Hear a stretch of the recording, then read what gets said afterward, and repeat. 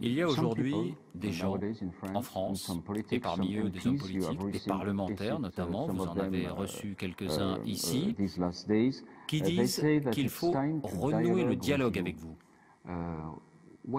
Quelle initiative seriez-vous prêt à prendre pour convaincre l'autre partie de la France et des Français que vous pouvez être un partenaire? Avec eux? Avec la France. Ils doivent d'abord me convaincre qu'ils ne soutiennent pas les terroristes et qu'ils ne sont pas impliqués dans l'effusion de sang en Syrie. Ce sont eux qui se sont trompés à l'égard de la Syrie. Nous n'avons tué aucun Français ni aucun Européen. Nous n'avons pas aidé les terroristes dans votre pays. Nous n'avons pas aidé ceux qui ont attaqué Charlie Hebdo. C'est vous qui avez aidé les terroristes. Par conséquent, votre pays, les Occidentaux, doivent nous convaincre qu'ils ne soutiennent pas les terroristes. Nous sommes prêts à tout dialogue, prenant en considération le fait que ceci sera dans l'intérêt des citoyens syriens. Donc actuellement, vous n'êtes pas intéressé par un dialogue avec la France? Non, nous sommes toujours intéressés au dialogue avec quiconque. Mais comment peut-on établir un dialogue avec un régime qui soutient le terrorisme dans notre pays? Et pour quelles raisons? C'est la question. Lorsqu'ils changeront de politique, nous serons prêts pour le dialogue. Sans ça, le dialogue n'aura aucun but. Il n'y a pas de dialogue pour le dialogue. L'objectif est d'aboutir à certains résultats. Pour moi, le résultat serait que le gouvernement français cesse son appui aux terroristes dans mon pays. Donc, vous n'avez pas de message à adresser à François Hollande en vue d'un dialogue? Je crois que le principal message qui doit lui être adressé doit l'être par le peuple français. Les sondages en France montrent bien le message que Hollande devrait écouter davantage, à savoir qu'il est le président le plus impopulaire depuis les années 50. Il devrait s'occuper de ses citoyens et les protéger des terroristes qui viennent en France. En ce qui me concerne, en tant que président qui souffre en Syrie avec ses citoyens de ce terrorisme, je pense que le message le plus important est que ce que vous avez vécu en France n'est que la partie émergée de l'iceberg. Quand on parle de terrorisme, sachez qu'il y a toute une montagne sous la mer. Soyez conscient que cette montagne s'en prendra à votre société.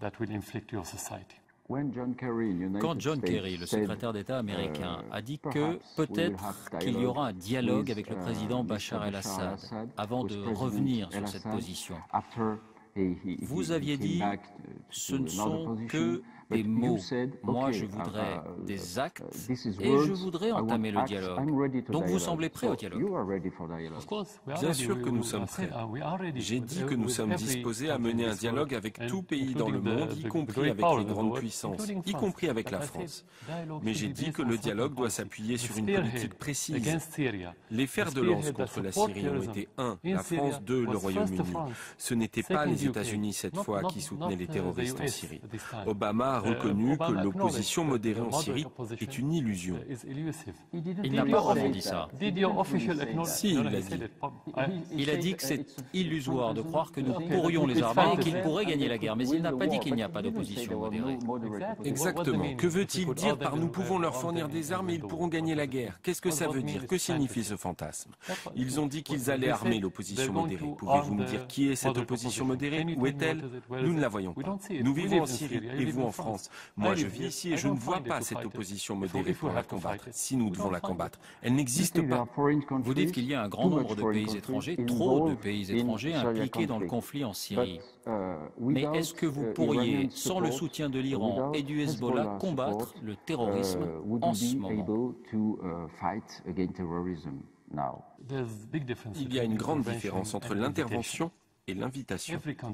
Tout pays, tout gouvernement dans le monde, tout État a le droit d'inviter n'importe quel pays ou n'importe quel parti ou organisation à l'aider dans n'importe quel domaine.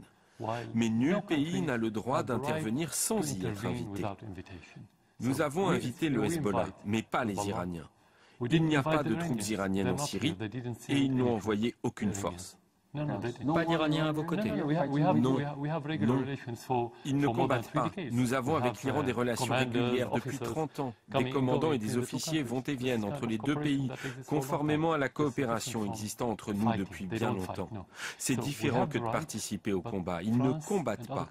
En tant que gouvernement, nous avons droit à ce genre de collaboration. En revanche, la France et d'autres pays n'ont pas le droit de soutenir qui que ce soit dans notre pays.